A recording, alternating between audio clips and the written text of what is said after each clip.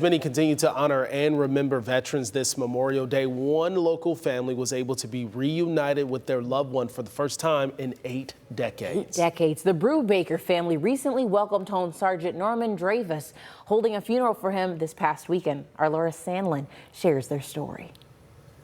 1944, Norman Dravis was killed during Operation Forager, part of the Battle of Saipan in World War II, serving with the U.S. Army.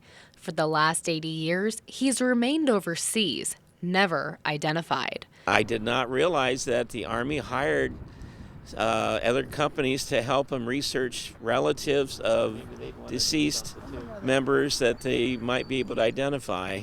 Bill Brubaker, Norm's nephew, says the process of bringing him home all began 5 years ago when a family member had used Ancestry.com. From there, the Army reached out, informing them that they had used mitochondrial DNA to identify his remains.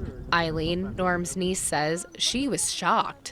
So we found out last September is when my brother texted the whole family and said they have identified his remains, and the emotions I had were just overwhelming.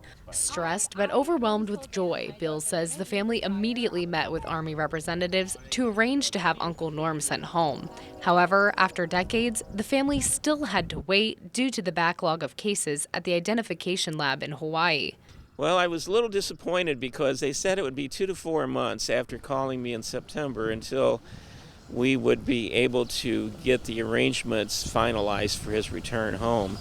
And I did not get that call until I think it was March of this year. Eventually, Bill says they were able to make the arrangements, and after being buried in Saipan and then the Philippines, Uncle Norm would finally be coming home. We found out that they did a memorial funeral right here, October 1st of '44. When they basically knew he was passed away, but just didn't know where he was laid to rest. So he's going to be laid to rest for the 3rd time, and it'll be the final time. I'm just full of pride to think that, he gave his life for our freedom, along with many, many other soldiers.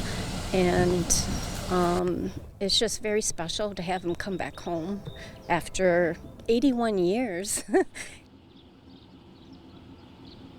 Today, Bill will be making an address at the local American Legion Hall in Hamler, Ohio. You can read more about Sergeant Dravis's story on our website at WTOL.com. Reporting live in East Toledo, Laura Sandlin, WTOL 11.